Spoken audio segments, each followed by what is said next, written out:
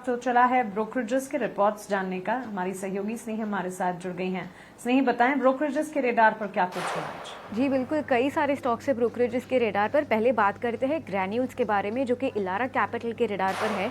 इलारा capital ने एक initiate किया है कवरेज स्टॉक पर बाई रेटिंग के साथ। टारगेट प्राइस रखा है 775, जो कि करंट मार्केट प्राइस से 40% का अपसाइड इम्प्लाई करता है। तो काफ़ी पॉजिटिव और काफ़ी बेरिश नोट आ रहा है इलारा कैपिटल के द्वारा ग्रैन्यूल्स पर। वो कहते हैं कि ग्रैन्यूल्स की फैसिलिटीज़ और कैपेसिटीज़ है एपीआईज, पीएफआईज और फिनिश डोसेजेस अक्रॉस ये कैटेगरीज। और वो कहते हैं कि रेगुलेटेड मार्केट्स खास करके यूएस में ग्रैन्यूल्स की बहुत अच्छी एक प्रेजेंस है। वो कहते हैं कि जो बैकवर्ड इंटीग्रेशन है, ग्रैन्यूल्स की कॉस्ट एफिशिएंसी है और जो स्केल ऑफ इकोनॉमिक्स है, वो फिलहाल ग्रैन्यूल्स की जो कंपेटिटिव पोजीशन है उसे अंडरपिन करते हैं। मार्केट इसे अंडर एस्टिमेट कर रहा है, पर इसके दम पर ग्रैन्यूल्स में काफ़ी सारा पोटेंशियल है, ये इलारा कैपिटल का मानना है।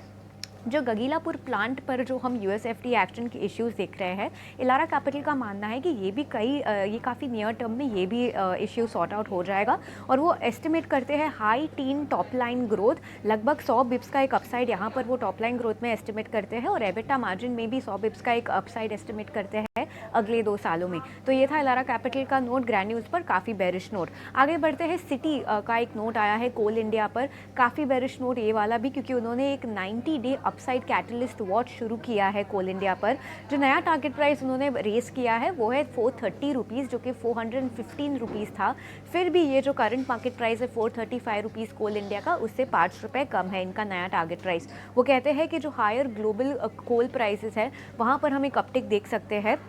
और वो कहते हैं कि जो मिडिल ईस्ट में सब टेंशन हो रहा है, उसके दम पर जो रिफाइनर्स है, जो गैस प्रोड्यूसर्स है, वो अब एलएनजी से कोल पर स्विच करेंगे और इसका फ़ायदा कोल इंडिया को काफ़ी हद तक होगा। उन्होंने अपना ईपीएस एस्टिमेट FY 26, 27 और 28 के लिए भी बढ़ा दिया है। आगे बढ़ते हैं, मॉर्गन स्टैनली ने भारत फोर्ज पर एक नोट निकाला है, अपना ओवरवेट रेटिंग बरकरार रखते हैं। टारगेट प्राइस बरकरार रखा है 1978 रुपीज़ पर।